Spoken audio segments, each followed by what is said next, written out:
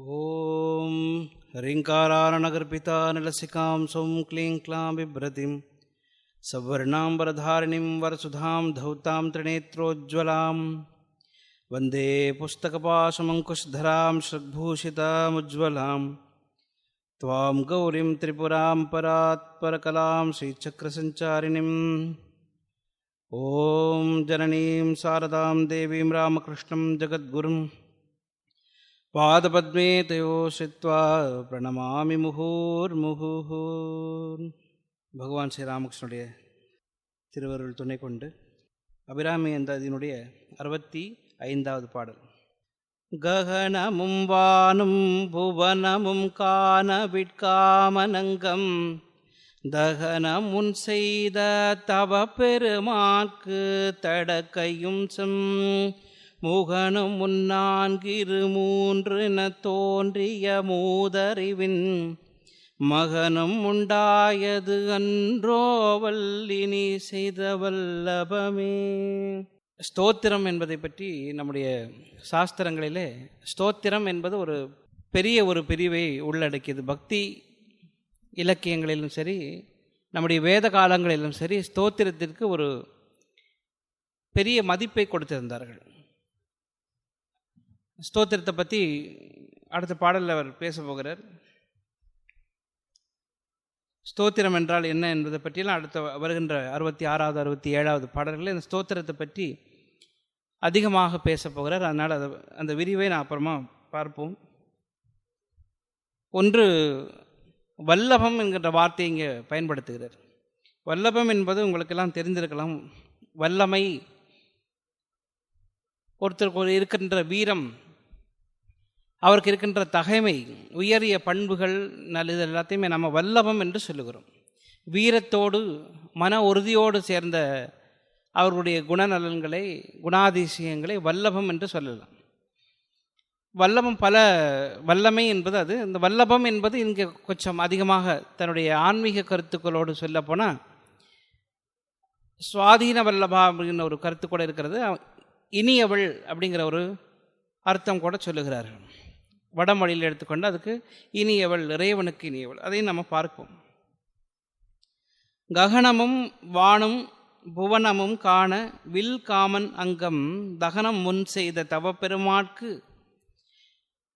உங்களுக்கெல்லாம் இந்த கதையை பற்றி தெரிந்திருக்கும், அதனால் நம்ம விரிவாக பார்க்க தேவையில்லை. காமனை எரிப்பதற்காக இறைவன் தன்னுடைய கண்களினாலே பார்க்கிறார். காமன் அவருடைய மலர் அம்பு எய்கிறான், இதெல்லாமே நமக்கு தெரிஞ்சிருக்கும். அதனால் அவர் இறைவன் தன்னுடைய கண்களை திறக்கிறார்.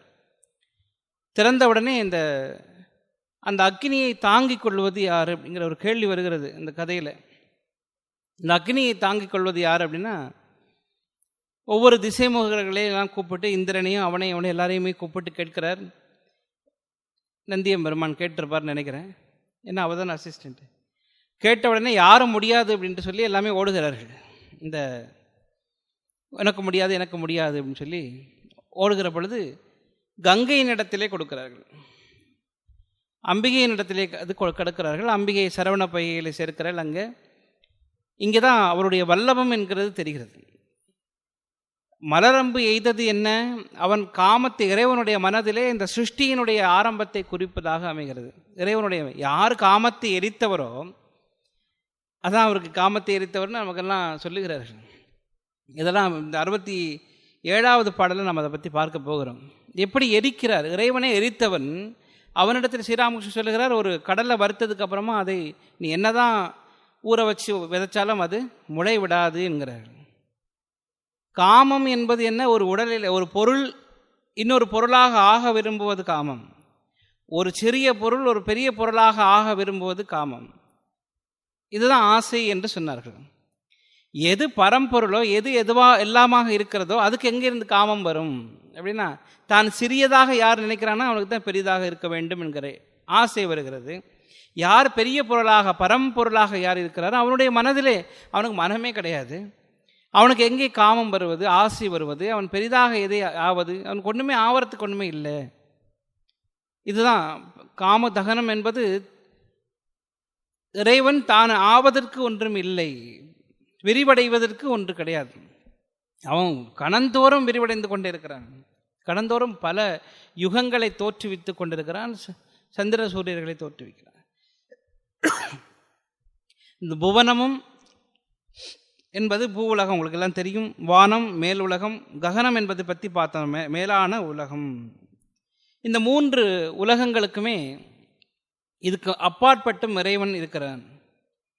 இவர்களெல்லாம் இதுக்கு மேலேயும் அவன் இருக்கிறான் இறைவன், கீழேயும் பாதாள உலகத்திலேயும் இறைவன் இருக்கிறான். இப்போ அம்பிகையினுடைய வல்லபம் இங்கே என்ன ஆச்சு அப்படின்னா, யார் காமத்தை எரிப்பதற்காக, காமத்தை உண்டு பண்ணுவதற்காக அவன் அம்பு போடுகிறான். இறைவன் கண்ணை திறக்கிற, அவருக்கு கோபம் வருகிறது. ஆசை வருவதற்கு பதிலாக கோபம் வருகிறது. கோபம் கனலாக வெளியிலே வருகிறது. இப்போ என்ன பிரச்சனை? ஆசையை உருவாக்குவதும், ஆசையை நிறைவேறாவிட்டால் மனிதர்களுக்கு கோபம் வருகிறது. ஆசை நிறைவேறாமல் போனால்தான் கோபம் வரும், அடக்க முடியாத கோபம். இது பகவத்கீதையில் சொல்லுகிறார். ஆசையினாலே அதிகமாக நினைப்பதனாலே ஆசை வருகிறது. ஆசையை நம்ம நினைக்க நினைக்க மேலும் பேராசை வருகிறது. பேராசையை அடக்கி வைக்கிற கிடைக்காத பொழுது நமக்கு கோபம் வருகிறது. இந்த கோபத்தை கட்டுப்படுத்த முடியாத மனநாசம் ஏற்படுகிறது. இதனாலே உன்னுடைய எல்லாமே அழிந்து போய்விடுகிறதுன்னு சொல்லுகிறது. இது ஒரு லிஸ்ட் கொடுப்பார். இங்கே இறைவனுக்கு கோபம் வருவது என்ன? கோபம் வருகிறது இந்த காமத்தினால் அல்ல, காமம் நிறைவேறுவதற்காக வந்த கோபம் அல்ல, காமத்தையே வேறறுக்கின்ற கோபம் வருகிறது அவருக்கு. அந்த காமத்தை இறைவி என்ன செய்கிறார்? அந்த கோபத்தை மாற்றுகிறாள்.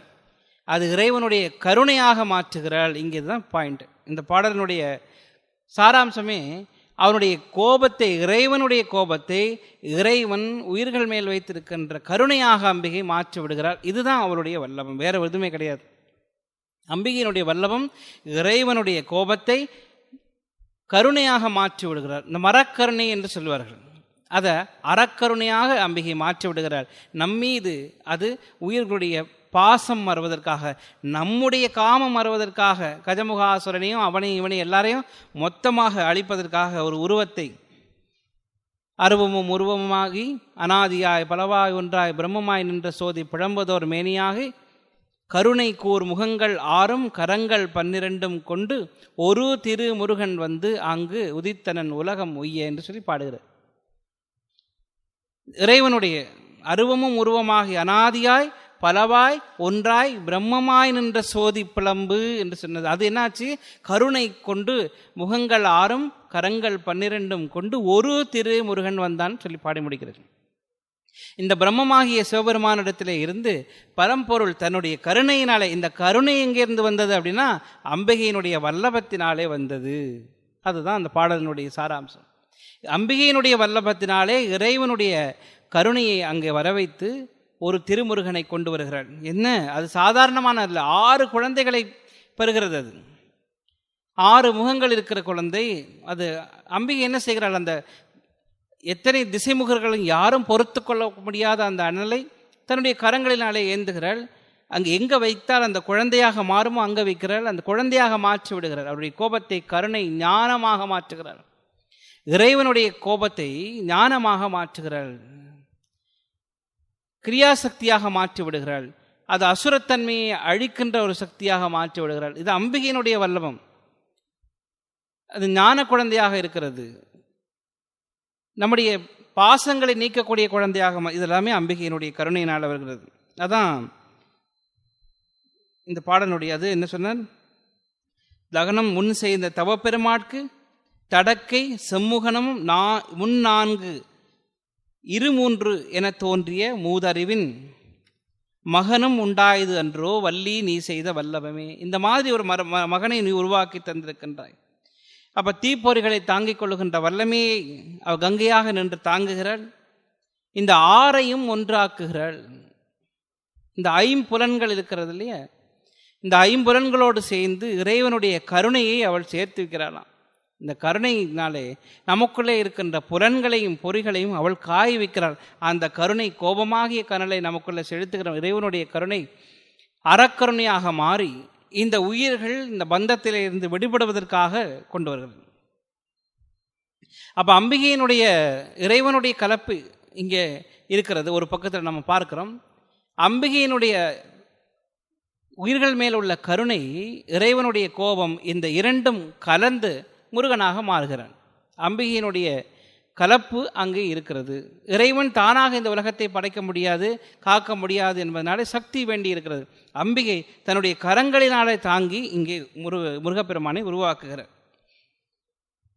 ஸ்ரீராமகிருஷ்ணர் கூட நம்ம பார்க்குறோம், அம்பிகைக்கு எவ்வளவு இந்த பவர் இருக்குங்கிறத பார்க்குற. ஸ்ரீராமகிருஷ்ணர் எத்தனையோ ஆண்டுகள் தவம் செய்து கடுமையான உழைப்பு உழைக்கிறது.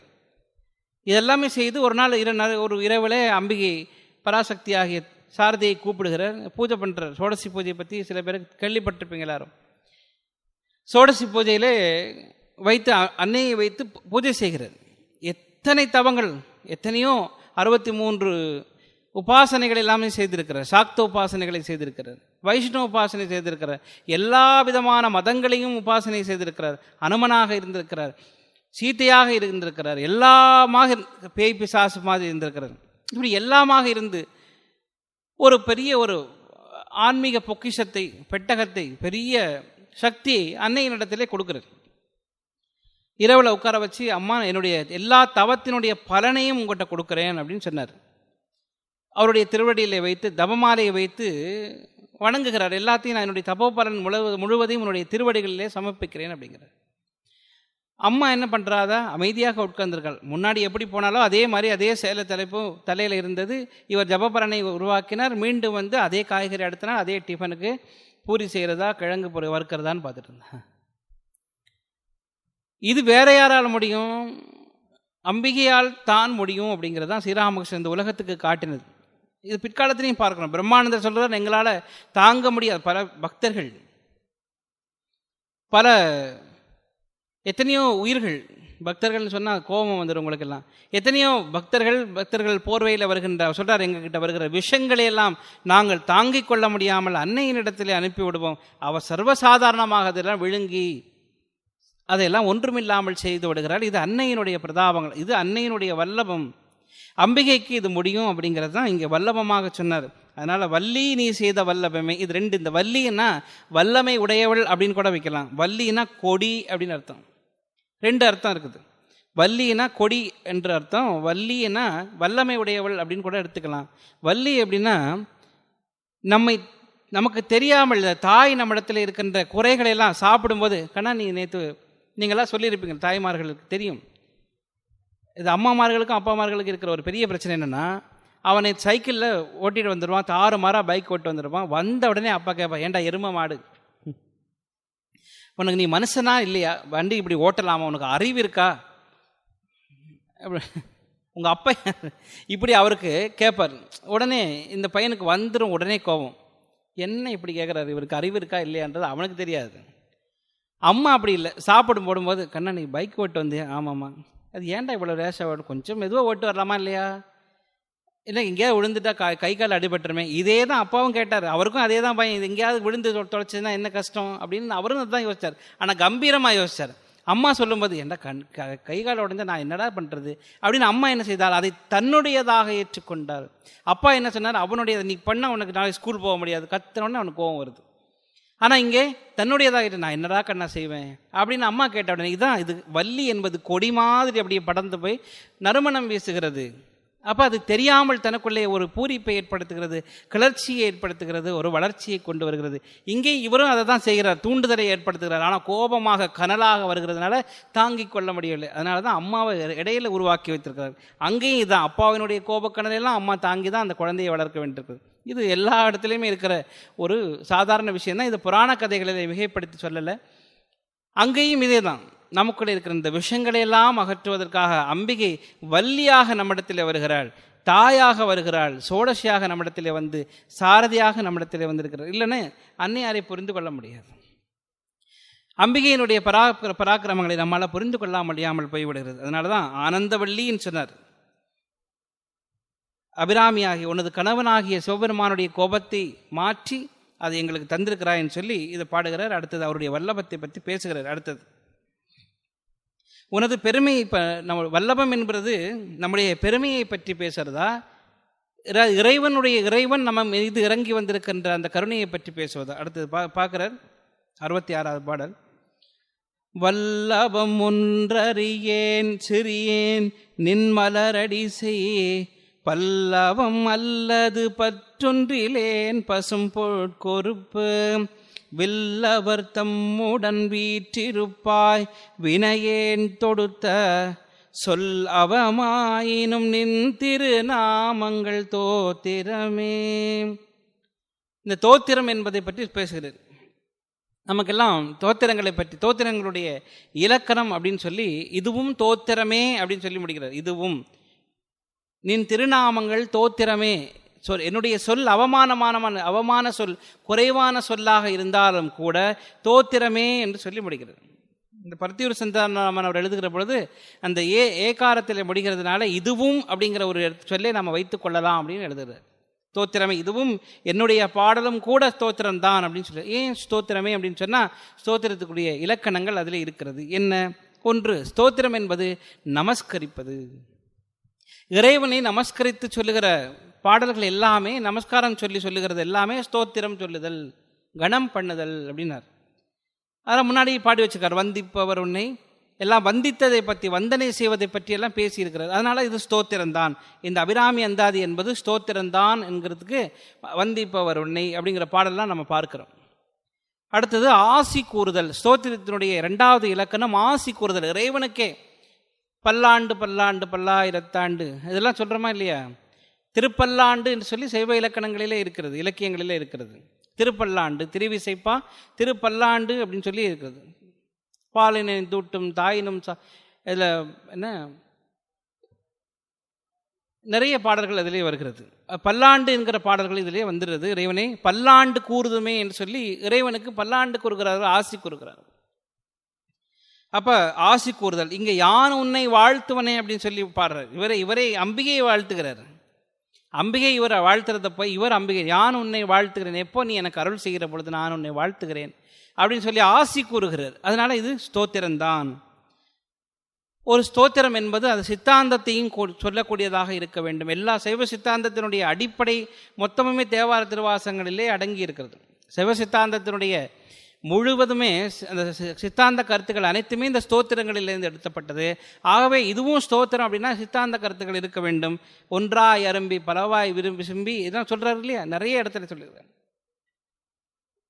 அம்பிகையை பற்றி அவருடைய இங்கே கருத்துக்களை வைத்திருக்கிறார். அடுத்தது அவருடைய பராக்கிரமத்தை புகழ்வதாக இருக்க வேண்டும்.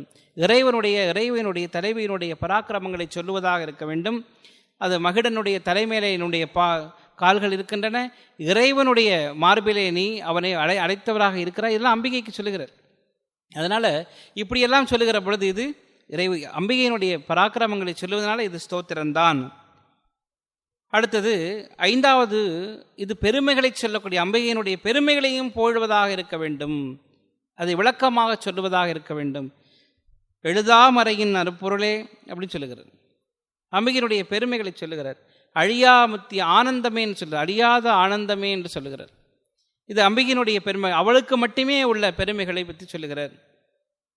அடுத்தது ஆறாவது இலக்கணம், பிரார்த்தனை சொல்ல வேண்டும். நம்முடைய பிரார்த்தனையை சொல்லி நம்முடைய அவர் என்ன சொன்னார்? இருக்கிற பிரார்த்தனையிலேயே உச்சகட்டமான பிரார்த்தனை என்னன்னா, இனி பிறவாமல் வந்து ஆண்டு கொள்ளேன்னு சொல்லுகிறார். இந்த ஆறாவது இலக்கணம், இனி பிறவாமல் வந்து ஆண்டு கொள்ளேன்னு சொல்லி பிரார்த்தனை. இதை விட ஒரு பிரார்த்தனை இருக்க முடியுமா? அப்போ 6 காரணங்களை சொல்லி இது பிரார்த்தனை தான் சொல்லி நம்ம முடிவுக்கு வரலாம். ஒன்று, நமஸ்கரித்தல். அம்பிகையை நமஸ்கரித்து இந்த பாடல்கள்லாம் ஆகியிருக்கிறது. ஆசி கூறுதல், அம்பிகையவே இவர் ஆசி கூறியிருக்கிறார். சித்தாந்தத்தை எடுத்து கூறியிருக்கிறார். பராக்கிரமங்களை புகழ்ந்து சொல்லியிருக்கிறார். பெருமைகளை விளக்கி சொல்லியிருக்கிறார். பிரார்த்தனை செய்கிறார். ஆகவே இந்த அபிராமி அந்தாதி என்பது தெள்ள தெளிவாக சொல்லலாம், இது ஒரு ஸ்தோத்திர பாடல் தான் என்பதை அவர் அங்கே இதுவும் ஸ்தோத்திரமேன்னு சொல்லி இந்த 6 காரணங்களை வைத்து நம்ம விளக்கி விடலாம். இப்போ இதெல்லாம் என்னுடைய சொல் அவமாயினும் கூட. இப்போ உங்களுக்கெல்லாம் தெரியும் இல்லையா? உங்களுக்கெல்லாம் தேன் கேள்விப்பட்டிருக்கீங்களா? தேன் அப்படின்னு கேட்டால் உங்களுக்கு எல்லாம் தெரியும். தேன்னா என்ன அப்படின்னு தெரியும். அது கொஞ்சம் படித்தவர்கள், அது நல்ல பாட்டிலில் கிடைக்கும். நல்ல தேன் எப்படி, கெட்ட தேன் எப்படி வாங்குறது, இது வரைக்கும் ஆழமாக உள்ள போச்சா இல்லையா? இதனுடைய சுவையை பற்றியும் நமக்கு தெரியும். சின்ன வயசுலேயே அம்மாவுக்கு தெரியாமல் தேனை கையில் ஊற்றி நக்கி பார்த்தவர்களுக்கு தெரியும். அதனுடைய சுவை ரொம்ப அதிகம். இப்போ வாங்கினா தேனை தூரத்துலேருந்து பார்க்க தான் முடியும். ஆனால் அந்த காலத்தில் இருக்கின்ற சுவை வேறு. அப்போ யார் தேனுன்னு சொன்னாலும் தேனுடைய பெருமைகள் நமக்கு மனசில் வந்து தேருமா இல்லையா? நான் அவன் சொன்னான், நீ வெளியில் உள்ளவன், நீ ரோட்டில் போகிறவன் தேன் சொன்னால் எனக்கு சுவைக்காதுன்னு சொல்ல முடியுமா? யாரெல்லாம் உங்கள்கிட்ட தேன் சொன்னாலும் தேனுடைய பெருமைகள் எல்லாம் உங்களுக்கு மனதிலே வந்து சேரும். அதுபோல யார் சொன்னாலும் நான் அவமுள்ளவனாக இருக்கலாம், குறைவானவனாக இருக்கலாம், வினயனாக இருக்கலாம், ஆனால் நான் சொல்லுவது உன்னுடைய திருநாமம், உன்னுடைய புகழ், உன்னுடைய பெருமை, ஆகவே அது ஸ்தோத்திரம்தான் சொல்லி ஒரு முடிவுக்கு வந்து வைக்கிறார். வினயன் நான் சொல்லலாம், எனக்கு தகுதி எந்த விதமான தகுதியும் இல்லாமல் இருக்கிறான், ஆனால் சொல்லப்படுவது உன்னுடைய புகழ். அதான் நமக்கு தருகின்ற ஒரு ஃப்ரீடம். இது பக்தர்களுக்கு அம்பிகை தருகின்ற ஒரு ஃப்ரீடம். என்னன்னா, நீ யாராக இருந்தாலும் ஆனால் சொல்லுவது அவளுடைய பெருமை அல்லவா, சொல்லப்படுவது அவளுடையது, பெருமாட்டியினுடைய பெருமைகள் அல்லவா. அதனால நாம் எதை சொன்னாலும் அவளை பற்றி புகழ்ந்து சொல்லுகிற பொழுது அது ஸ்தோத்திரமாகத்தான் அமையும். நாம் வினை உள்ளவர்களா வினையற்றவர்களா, அதை பற்றி நாம் திரு அங்கமாலை பாடுகிறார் குற்றாலத்திலே. உற்றார் யாருளரோ அந்த பாடல் எல்லாருக்குமே தெரிந்திருக்கும். கண்கால் காண்பீன்களோ கடல் நஞ்சுண்ட கண்டன் தன்னை பாடுகிறார். ஒவ்வொரு அங்கம் என்னென்ன செய்யணும், கைகால் கூப்பு தொழில் கடிமாமலர் தூவி நின்று, கைகால் கூப்பி தொழில் சொல்றார். கால்களால் பயணன் அரண் கோயில் வளம் வந்து பூ கையால் கட்டி. அப்போ கால்களுக்கு ஒரு பலன் இருக்கிறது, கைகளுக்கு ஒரு பலன் இருக்கிறது, கண்களுக்கு ஒரு பலன். செவிகால் கேண்மீன்களோ ஈசன் எம்மிரை செம்பவள மூக்கே நீ முரலாய் முது காடுரை முக்கண்ணனை. மூக்குக்கு ஒரு பலனை சொல்லுகிறார்.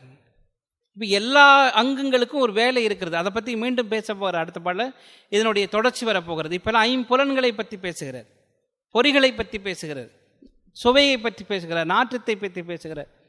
இதுக்கெல்லாமே இப்போ வெளியிலே தெரியக்கூடிய பொருள்கள் எல்லாம் இதெல்லாம் வினையனுடைய பக்குவம் இன்மையினாலே வரக்கூடியது. இதுவே பக்குவப்படுகிற பொழுது அது ஞானமாக உதிக்கிறது. அந்த சொல் மற்றவனை கடைத்தேறுவதற்கு முதல்ல சொல்லுகிற தோத்திரம் மற்றவனுக்கு கடைத்தேறுவதற்கு இருக்கோ இல்லையோ, தான் கடைத்தேறுவதற்கு இருக்கிறது. ஒருத்தன் தான் கடைத்தேறுவதற்காக இறைவனிடத்திலே பிரார்த்தனை செய்கிறான். அது அந்த பிரார்த்தனை இருக்கா இல்லையா? ஸ்தோத்திரம் செய்கிறான், புகழ்ந்து சொல்லுகிறான். இப்போ ஏன் இந்த புகழ்களை பாட வேண்டும்? வல்லபம் ஒன்று அறியேன் சிறியேன் நின் மலரடி செய் பல்லவம் அல்லது பற்று ஒன்று இலேன் அப்படின்னு சொன்னார். உன்னுடைய வல்லபம், எனக்கு வல்லபம் ஒன்றுமே கிடையாது. முதல்ல அம்பிகைக்கு வல்லபம் இருப்பதாக சொன்னார்.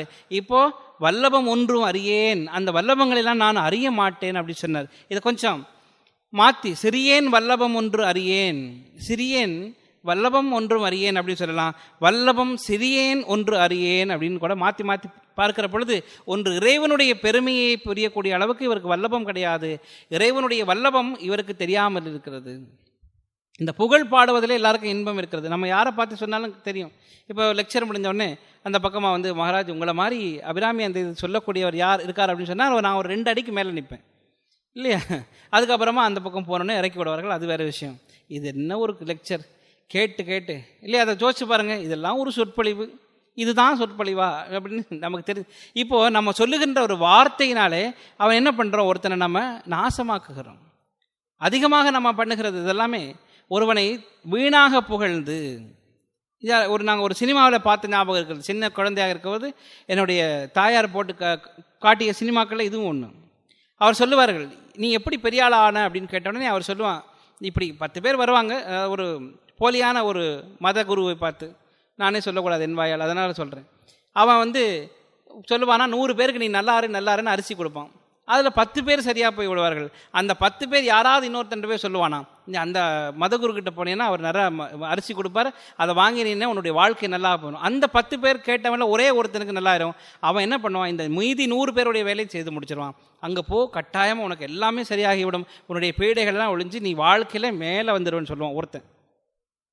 யாரிடம் இப்போ என்ன ஆச்சு அப்படின்னா, இந்த பெருமையை போலியாக நாம் உருவாக்கி விடுகிறோம். கடைசியில் பார்த்தா அவனை ஃப்ராடுன்னு சொல்லி அடுத்த நாள் முத்திரை குத்து வைக்கிறோம். அது வேறு விஷயம். இருக்கிற 5000 10,000 அவனுடைய கால்களில் கொட்டுக்கிறோம். இப்படி தான் மதகுருக்கள் குருமார்கள் உருவாகிறார். போலியான எத்தனையோ பேர் இதெல்லாம் உருவாகுகிறார்கள். அப்போ என்னிடத்தில் ஒரு அர்ச்சகர் என்னுடைய தெரிந்த ஒருத்தர் வந்தார். இப்போ அவரிடத்தில் நான் கேட்குற பொழுது ஒரு நாள் சொன்னார், சுவாமிஜி இப்போ எப்படி நீங்கள் காசு இல்லாத போது என்னப்பா நீங்கள் செய்வீங்க அப்படின்னா, ஒன்றுமே இல்லை, யாராவது ஜாதகம் பார்க்க வருவார்கள், அவர்களுக்கு உனக்கு அதீதமான ஒரு தோஷம் இருக்கிறதுன்னு நான் அவர்கிட்ட சொல்லுவேன். சொன்ன உடனே நாளைக்கே அவர்கள் ஒரு அர்ச்சனை செய்கிறதுக்கோ ஹோமம் பண்ணுறதுக்கோ வருவார்கள். என்னுடைய பிழைப்பு முடிந்தது. அவனுக்கு தோஷம் கட்டாயம் எல்லாருக்குமே இருக்கும். நீ போகும்போது நீ கனவில் பாம்பு பார்த்தியான்னு முதல் கேள்வி. ஆமாம் பார்த்தனே. எறும்பு முட்டுற மாதிரி பார்த்தேன்னா அவனுக்கே முட்டுற மாதிரி அவனுக்கே தெரிஞ்சிருக்கும். ஆமாம், ஏதோ முட்டுற மாதிரி பார்த்தேன், யாரோ பக்கத்துல இருந்து அடிச்சிருப்பான். இதெல்லாம் பார்த்த உடனே ஆமாம், உனக்கு தோஷ பரிகாரம் பண்ணால் அந்த பாம்பு கனவுல வராது. அது எனக்கு தெரியல, எப்படி இவருடைய ஹோமத்துக்கும் அந்த பாம்பு வராமல் இருப்பதற்கும் என்ன கனெக்ஷன் நமக்கு தெரியாது. ஆனால் புகழ்ச்சி, வஞ்சகம், இந்த சூதிலே நாம் மயங்கி போயிருக்கிறோம். இதுதான் சமயம் அப்படின்னு சொல்லி நாமளே மயங்கி போயிருக்கிறோம். வேற வழி இல்லை. யாரும் இறைவனே நம்ம காப்பாற்ற முடியாது. இறைவனே மயங்கி இருப்பார். ஐயோ என்ன நடக்குதோ தெரியாது. இந்த புகழ் பாடுவதில் இன்பம், நம்ம பாடும் யாராவது என்னை பற்றி சொல்லும்போது எனக்கு இன்பம் வராமல் இருக்குமா என்ன? நீங்கள் அப்போ கேட்பதிலே ஒரு இன்பம் இருக்கிறது. ஆனால் இறைவனுக்கு அப்படி இல்லை. மற்றவர்களுக்கு பாடுவதிலே இன்பம் இருக்கும். என்ன இவன் பாட எனக்கு சந்தோஷமாக இருக்கும். எல்லாம் ஒரு 50 பேர் கேட்கும்போது எனக்கும் சொற்பொழிவு ஆட்டத்தில் இன்பம் வருகிற மாதிரி கேட்க இன்பம் வருகிறதா அப்படின்னா இறைவனுக்கு கேட்பதிலே இன்பம் இல்லை, அவனை பாட வைத்து மகிழ்கிறார் அப்படிங்கிறான். இதுதான் முக்கியமான விஷயம். இவர்கள் இறைவனுடைய செயல் என்ன, பெரியவர்களுடைய செயல் என்ன, அவர்களை பாட வைத்து இன்பம் காணுகிறார்கள். நமக்கெல்லாம் தெரியும், இந்த பாபா, பிளாக் ஷீப் எல்லாருக்குமே தெரியும்.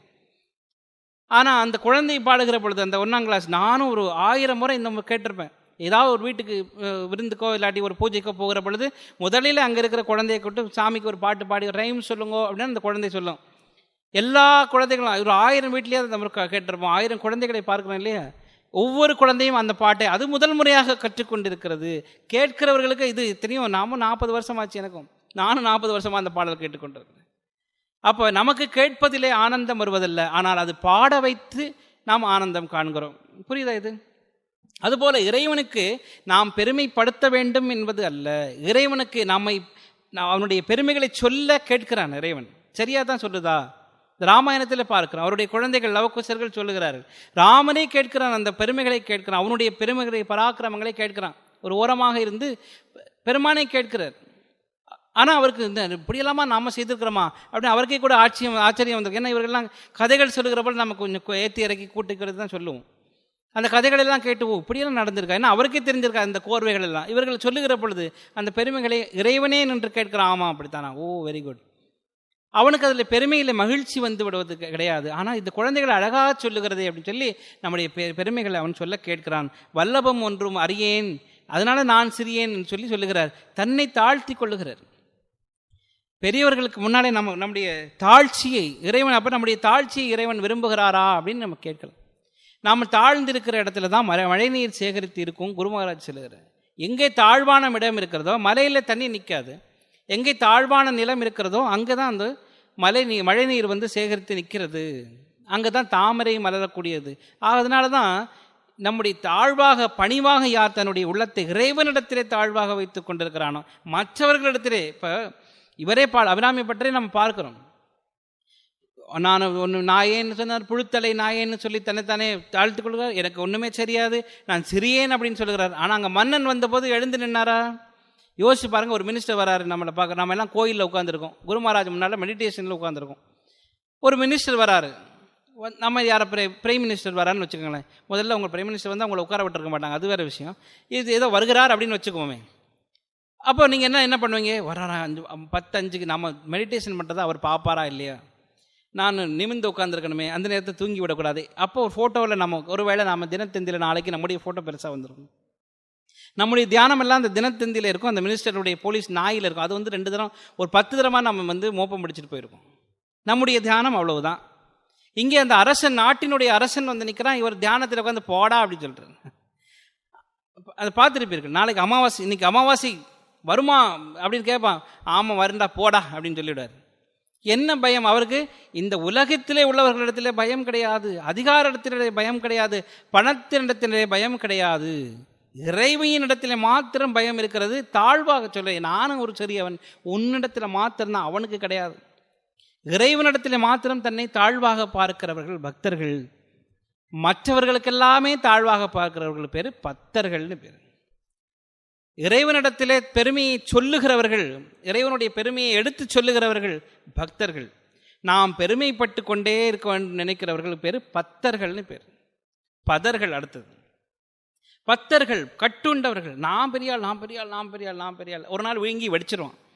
அந்த வெடிப்போடு அவனுடைய கதை முடிஞ்சு போச்சு. பெருமை பெருமை பெருமை, வீண் பெருமை பேசுவதனால என்ன ஆகிவிட போகிறது இல்லையா? நீங்கள்லாம், நான் வந்து 1500 முறை நான் நாம ஜபத்தை பண்ணி ஏதோ ஒரு சொன்னார்கள், ஒரு பாட்டி சொன்னார்கள் என்னிடத்துல, எத்தனையோ முறை ராமாயணத்தை நான் படிச்சிருக்கிறேன் சுவாமிஜி, பாகவதத்தை பலமுறை நான் தலைகளாக சொல்லுவேன் அப்படின்னா. தலைகளாக சொல்லி என்ன பிரயோஜனம் வரப்போகுது? நேராக சொன்னாலாவது ஏதாவது ஒரு பிரயோஜனம் வருகிறது. நேராகனா என்னிடத்தில் அல்ல, இறைவனிடத்திலே. ஒரு முறை ராமாயணம் படித்தவனுக்கு ராமனை தேடி காட்டுக்கு போகிறது. ஸ்ரீராமகிருஷ்ணனுடைய வாழ்க்கையில் பார்க்குறோம். சுவாமி விவேகானந்தர் கேட்கிறார், அனுமான் வருவான் அப்படின்னு அங்கே போய் உட்காந்துருக்கார். இவர் அத்புதானந்த மகாராஜுடைய வாழ்க்கையில் பார்க்குறோம். ஸ்ரீராமகிருஷ்ணன் சொல்றார், அனுமான் வருவான்னா அண்ணா உடனே வாழைத்தோப்பில் போய் உட்கார்ந்துருக்கார். இவர் அந்த ஹனுமான் வருவதற்காக பார்த்து கொண்டிருக்கிறார். அது பக்தி, அது குருவின் இடத்திலே நம்பிக்கை. நமக்கு சொல்லி பாருங்க, அனுமான் வருவான்னா கட்டாயம் வரமாட்டார் என்பது நமக்கு எல்லாருக்கும் தெரியும், எனக்கும் தெரியும், உங்களுக்கும் தெரியும். அதனால யாருமே வாழைத்தோட்டமும் இல்லை, அதுவும் நல்லதா போச்சு. ஆக யாருக்குமே நம்பிக்கை கிடையாது, வாழைத்தோட்டமும் கிடையாது, அதனால பிரச்சனையே இல்லை.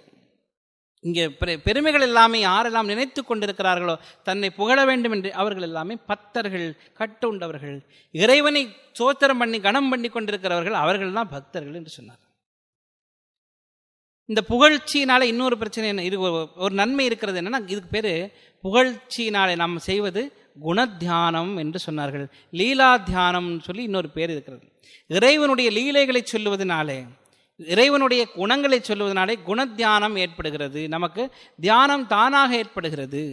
ஞான முதிர்ச்சியினாலே வர வேண்டிய பலன்கள், யோகத்தினாலே வரக்கூடிய சேர்க்கை, இது எல்லாமே என்ன ஆகிறது? நம்முடைய சாதாரணமாக ஒருவன் ஸ்தோத்திரம் சொல்லுவதனாலே இந்த குணத்தியானமும் லீலா தியானமும் தானாகவே ஏற்படுகிறது. ஸ்ரீராமகிருஷ்ணன் சொல்லுகிறார், ஒருவனுக்கு ஜபம் செய்ய செய்ய அவனுடைய குண்டலினி சக்தி விழிப்புறுகிறது. இந்த யோகங்கள் எல்லாம் இணைத்த பெருமை பகவான் ஸ்ரீராமகிருஷ்ணனுக்கு உரியது. முதல்ல எல்லாம் நம்ம பார்ப்போம், கர்மயோகத்தில் மாத்திரம்தான் உனக்குன்னா கர்மயோகம், கர்ம காண்டம், அதாவது கிரியைகள் யாகங்கள் செய்வதனாலே தான் உனக்கு முக்தி கிடைக்கும்னு பெரியவர்கள் ஒரு சாரார் சொல்லியிருந்தார்கள். இன்னொரு சாரார், நீ ஞான புஸ்தகங்களை படித்தால் மாத்திரம், விசாரம் செய்தால் மாத்திரம்தான் உனக்கு இறைவனிடத்திலே பதம் கிடைக்கும், இல்லைன்னா ஒன்றுமே கிடைக்காது, நீ பேயாக மாறி அழைவான்னு சொல்ல. இது ஒரு குரூப்.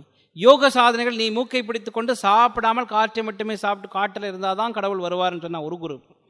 இன்னொரு பக்கத்தில் இது எல்லாமே இல்லடா, உங்களை ஏமாற்றி படைப்பதற்காக இன்னொரு குரூப் இருந்து, உனக்கு பல கிரகங்கள் இருக்கிறது, சனீஸ்வரன் 9வது இடத்துல உன்னை பார்த்துட்டு அப்படியே பார்க்குறார், பிரச்சனையாக போச்சு அப்படின்னு, இது ஒரு குரூப் தனியாக இருக்கிறது.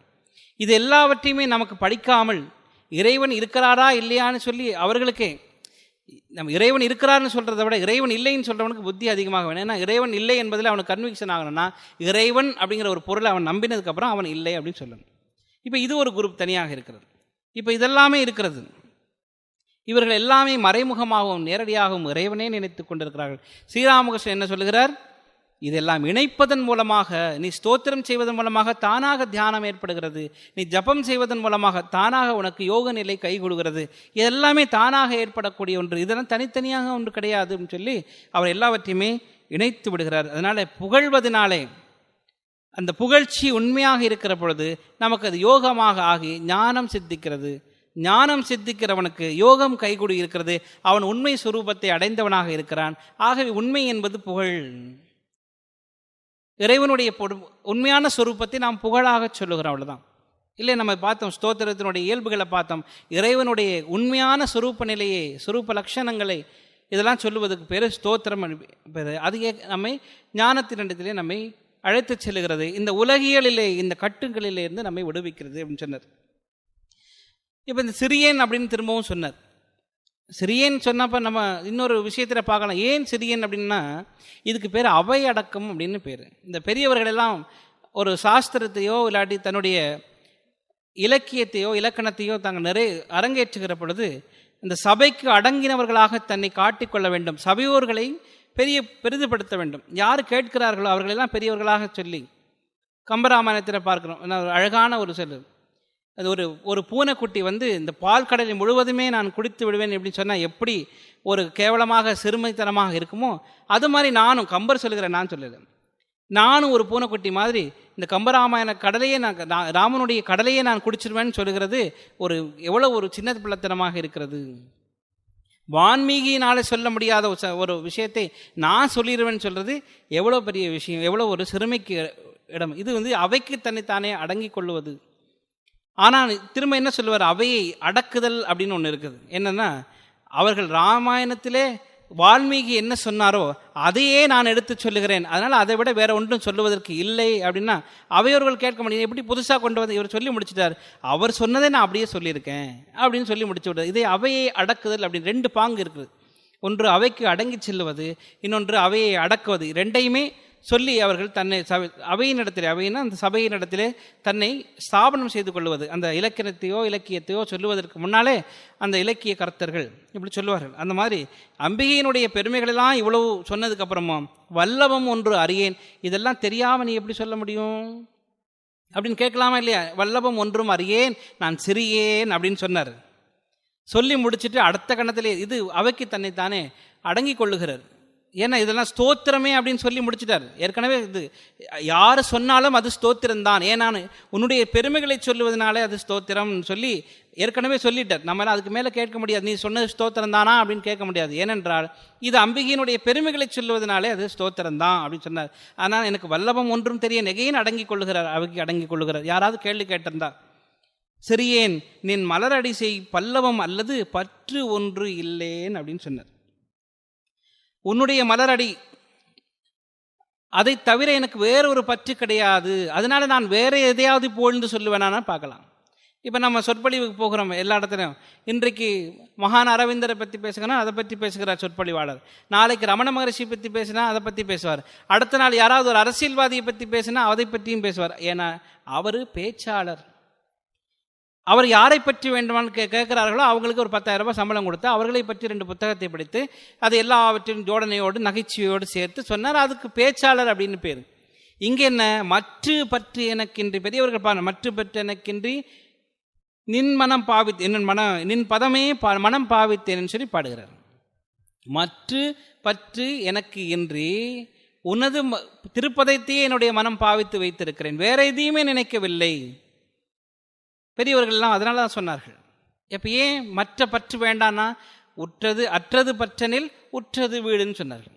நம்முடைய பற்றுக்கள் அருகின்ற பொழுது நமக்கு வீடு பெற வாய்க்கிறது. அப்போ இறைவனுடைய பதத்தையே நான் மனதிலே பாவித்து வைத்திருக்கிறேன். உன்னுடைய நின் மலரடிசம் பல்லவம் அல்லது பற்று ஒன்று இலேன், வேற பற்று எனக்கு கிடையாது, உன்னுடைய பாதங்களை தவிர வேற பற்று எனக்கு கிடையாது. வேற எதையாவது ஒன்றை பற்றாக வைத்திருந்தால் சொல்லலாம், நீ எல்லாத்தையுமே பற்றி தானே பிடிச்சிருக்கிறாய் அப்படின்னு சொல்லி விடுவார்கள். அதனால உன்னுடைய பாதங்களை தவிர பற்று எனக்கு கிடையாது. ஆகவே நான் உன்னை பாடத் தகுதியாத, முதல்ல சொன்ன நான் உன்னை பாடத் தகுதி இல்லாதவன் வினையேன் அப்படின்னு முதல் பாட்டில் சொல்லியிருந்தார். ஞாபகம் இருக்கு இல்லையா? அந்த பாடலில் சொன்னார், நான் வினையேன், எனக்கு ஒன்றுமே தெரியாதுன்னு சொன்னவர் இங்கு தனக்கு அவையை அடக்குகிற ஒரு வாய்ப்பு கிடைக்கிற பொழுது என்ன ஒரு வார்த்தையை போடுறாரு, உன்னுடைய பாதங்களை தவிர வேறு பற்று இல்லேன் அப்படின்னு சொன்னார். உன்னுடைய பாவனம், உன்னுடைய பெருமைகள் எனக்கு தெரியாது அப்படின்னு சொன்னவர் அடுத்த வார்த்தையில் என்ன சொல்றாரு, பசும்பொற் பொறுப்பு வில்லவர் தம்முடன் வீற்றிருப்பாய் அப்படின்னு சொன்னார். இந்த வினையேன் அடுத்து இதுக்கு வருகிறார்.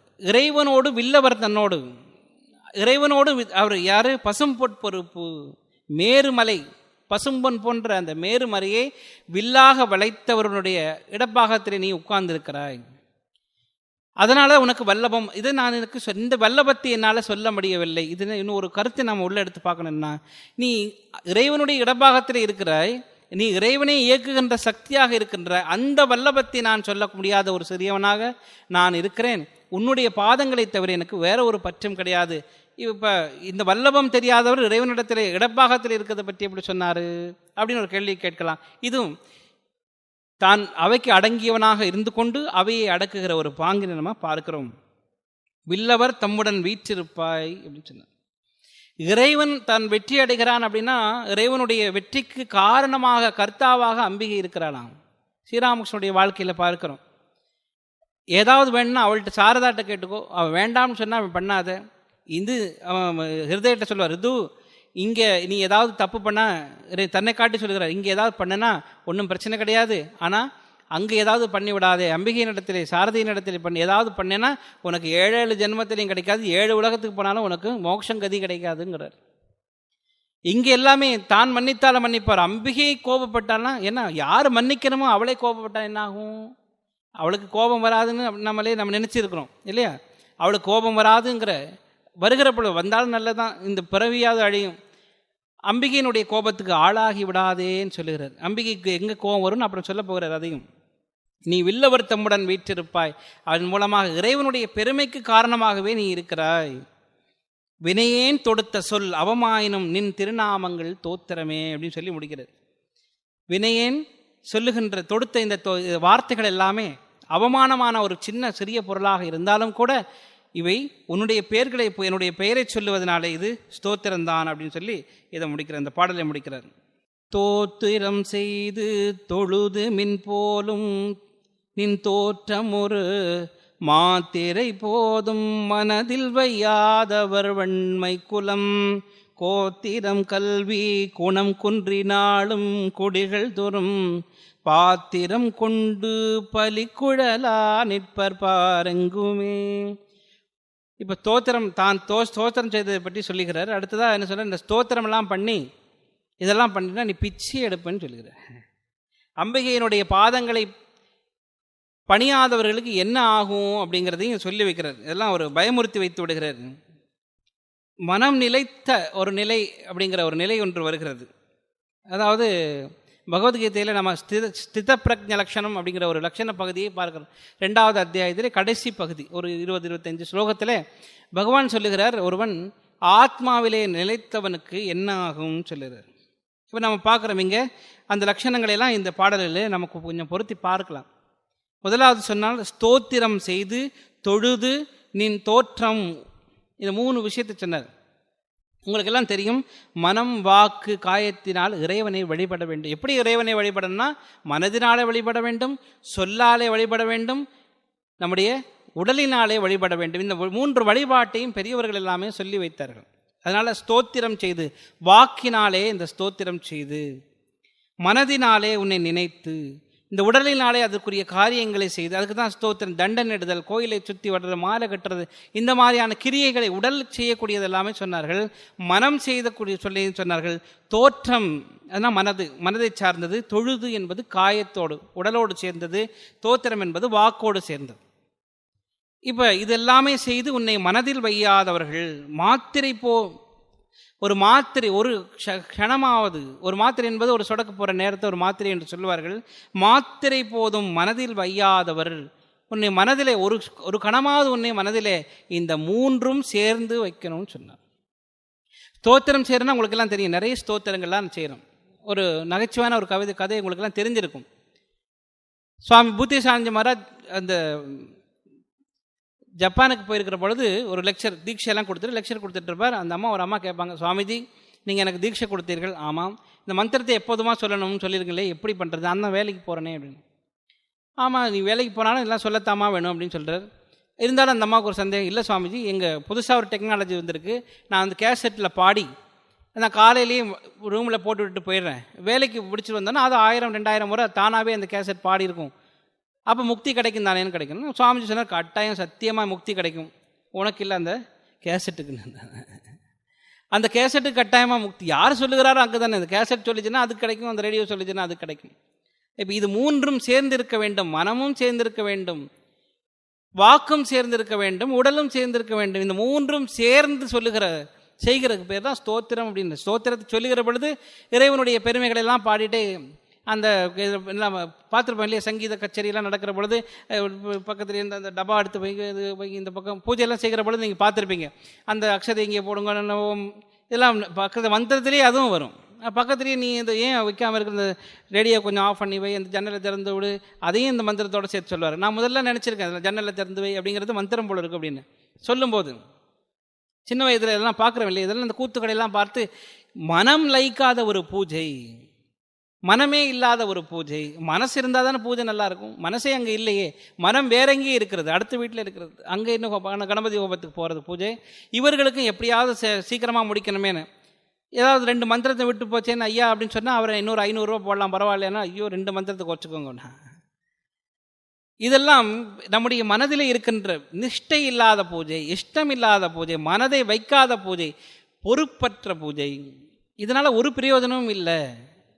கடைக்காரனுக்கு தவிர, அந்த பூஜை சாமான்லாம் விற்றவனுக்கு தவிர வந்துட்டு போனவருக்கு தவிர, தட்சிணையாக கொடுத்தவருக்கு வாங்கினவருக்கு தவிர வேறு யாருக்குமே பிரயோஜனம் கிடையாது. செய்தவனுக்கு சத்தியமாக ஒன்றுமே கிடையாதுன்னு பெரியவர்கள்லாம் சொன்னார்.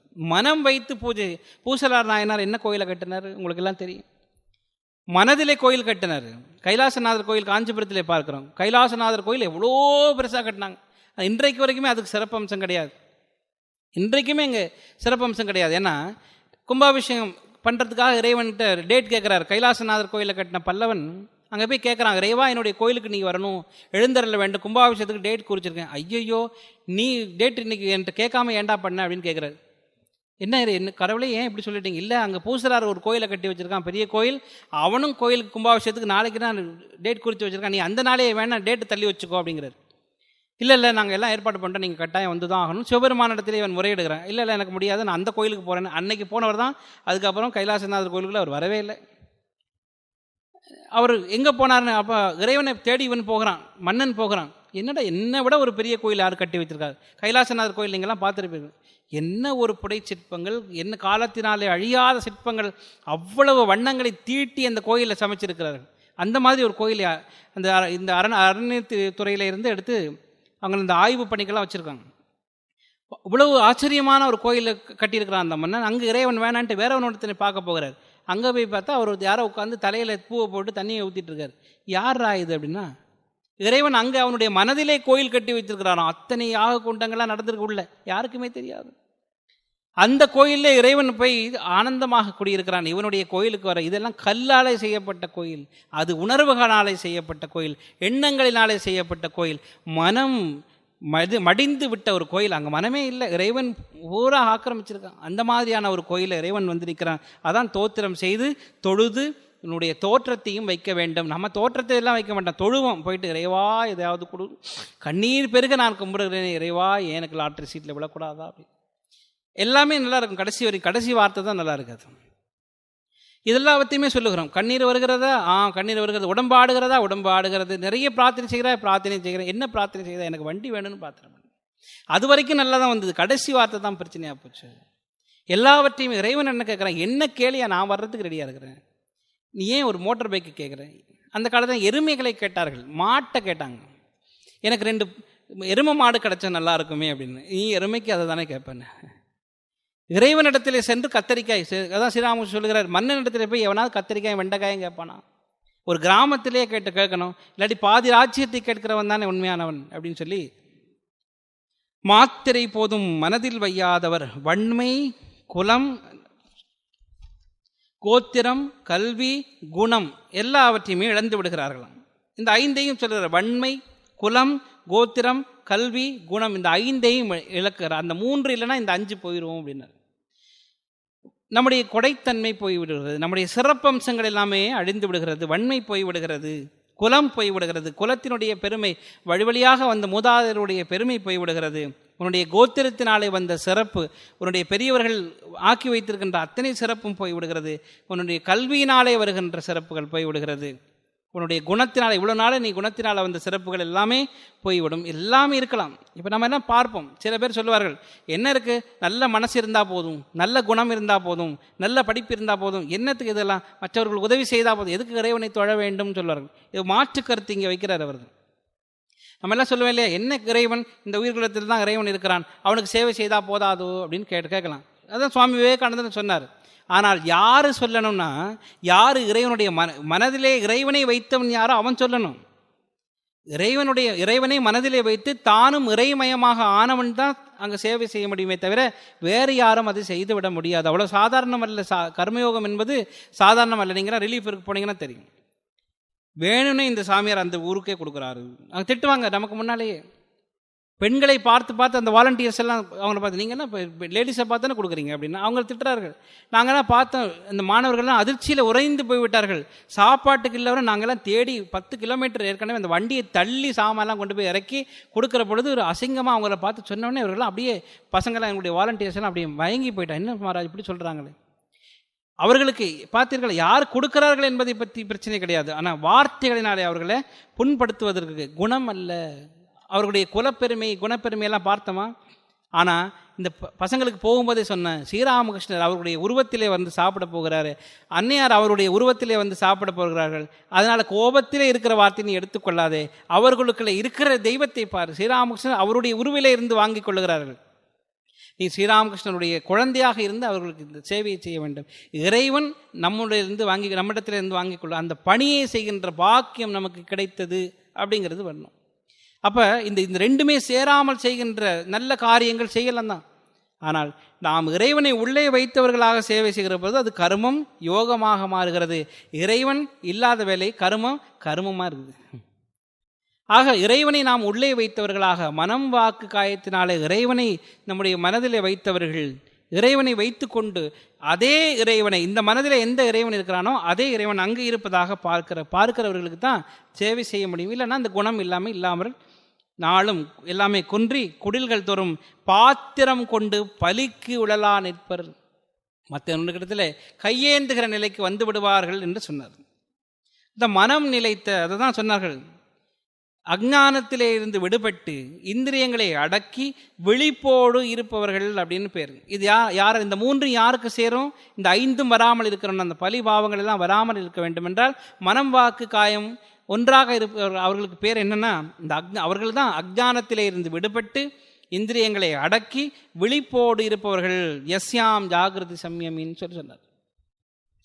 எல்லா உயிர்களுமே இந்த யார் ஞானிகள் சொல்லி அடுத்து சொல்ற, மனம் நிலைத்து தானி சர்வாணி சம்யம்ய யுக்த ஆசீத மத்பரக, மனம் நிலைத்து என்னை பரமாத்மாவாக கொண்டவர்கள். அடுத்த நிலையை சொல்லுகிறார், மனம் ஒரு நிலைப்படுத்தவர்கள் தான் என்னை பரமாத்மாவாக உணர்வார்கள், மற்றவர்களெல்லாம் பரமாத்மாவாக பார்க்க மாட்டார்கள், ஒரு சிறிய ஆத்மாவாக தான் அவர்களெல்லாம் பார்க்க முடியும், ஒரு குறுகிய ஒரு பொருளாகத்தான் பார்க்க முடியும், வேண்டுதலை கொடுக்கக்கூடிய ஒரு ஏடிஎம்மாக தான் பார்ப்பார்களே தவிர ஆல் டைம் மெர்சி என்பதை பார்க்க மாட்டார்கள், அவர்களாம் மணியாகத்தான் பார்ப்பார்கள்னு சொல்லுகிறார். குறுகிய மனம் படைத்தவர்களாக இருப்பார்கள். அப்போ இதிலிருந்து இறைவனை உள்ளே வைத்தவர்கள் சமதுக்கே, இதெல்லாம் துக்கத்திலுமே இன்பத்திலும் துக்கத்திலும் சூட்டிலும் குளிரிலுமே எல்லாமே இருமைகளை ஒருமையாக பார்க்கக்கூடிய, ஒன்றாக பார்க்கக்கூடியவர்கள். இந்த சுகத்திலும் துக்கத்திலுமே ஆடி போய் விடார்கள். இறைவனை அந்த நேரத்தில் தான் துக்கம் வருகிற பொழுது தான் நம்ம இறைவன் இருக்கிறானோ தெரியல, இந்த பெரிய புயல் வருகிற இறைவன் எங்கே தான் இருக்கிறானோ தெரியவில்லை, அப்போல்லாம் இறைவன் எங்கே இருக்கிறான்னு தேடுவார்கள். யாராவது ஒரு பக்கம் 2 பேர் வச்சு ஒரு பிள்ளைக்கா, ஒரு இந்த நம்முடைய சுனாமி ரிலீஃபின் போது நாங்கள் போயிருந்தோம். இப்போது சாரதா ஹோம் அப்படின்னு சொல்லி இலங்கையில் இருக்கிறது. அங்கே உள்ள 30 குழந்தைகள் சுனாமி அங்கே கடல் வருகிற பொழுது அங்கே உள்ள ஒரு வார்டன் சொல்லியிருக்காரு, எல்லாம் மாடியில் போயிடலாம் அப்படின்னு சொல்லி எல்லாருமே மாடிக்கு போயிருக்கிறார்கள். ஒரு ஏணி வச்சு மொட்டை மாடியில் ஏறி நின்று பார்க்கிற பொழுது அந்த மொட்டை மாடி வரைக்கும் அந்த தண்ணி வந்திருக்கு. அப்போ பார்க்க சொன்னார், அடுத்த நாள் மீட்டிங்கில் வரும்போது சொன்னார், 30 குழந்தைகள் அன்னை சாரதியினுடைய பெருமையினாலே கருணையினாலே காப்பாற்றப்பட்டார்கள் அப்படின்னு இவர் சொன்னார். அப்போ அந்த பக்கத்து வீட்டுக்காரம்மா சொன்னாங்க, என்னுடைய 2 குழந்தைகளையுமே அடித்து போய்விட்டதே, அப்போ அந்த இறைவனுடைய கருணை எங்கே போச்சு அப்படின்னு சொல்லி கேட்டார். இதுக்கு நமக்கு இந்த பதிலை நீங்களும் தேடுங்க, நானும் தேடிட்டு இருக்கேன். அப்போ இறைவனுடைய கருணை என்பதை நம்ம ஏதாவது ஒன்றை வைத்து நம்ம சொல்லிவிட முடியாது. விழிப்போடு இருப்பவர்கள் ஞானியர்களுக்கு தான் இதுக்கான வழி சொல்ல முடியும். இல்லைன்னா அதை ஏற்றுக்கொள்ளுகின்ற பக்குவம் வர வேண்டும் என்றாலும் கூட நமக்கு விழிப்பு உணர்வு வர வேண்டும் என்பது ஞானத்தினாலே வருகின்ற விழிப்புணர்வு, யோகத்தினாலே வழுகின்ற விழிப்புணர்வு, பக்தியினாலே வழுகின்ற விழிப்புணர்வு. நாம் இந்த இருமைகளை கடந்தவர்களாக இறைவனுடைய பெருமையை சொல்லுகிறவர்களாக இருப்போம். இல்லைன்னா என்ன ஆகும், வெறுமையாக இதில் ஏதாவது ஒன்று மட்டுமே இருந்து நம்ம கோயிலுக்கு போகிறாரோ, போகாமல் இருந்தாலும் கூட நம்முடைய குலம், கோத்திரம், கல்வி, குணங்கள் எல்லாம் போய் பழிக்கு ஏற்பட்டு பிச்சை எடுக்கிறவர்களாக மாறி விடுவோம் சொல்லி இங்கே இந்த பாடலில் அவர் நம்முடைய உண்மையான நிலை இதெல்லாம் பண்ணலைன்னா உனக்கு என்ன ஆகும் அப்படிங்கிற ஒரு ப்ரிடிக்ஷனும் சொல்லி முடித்து விடுகிறார். அப்போ நம்ம அடுத்த பாடலில் பார்ப்போம். ஓம் சாந்தி சாந்தி சாந்தி. ஹரிஹி ஓம் தத் சத். ஸ்ரீராமகிருஷ்ணார்ப்பணமஸ்து.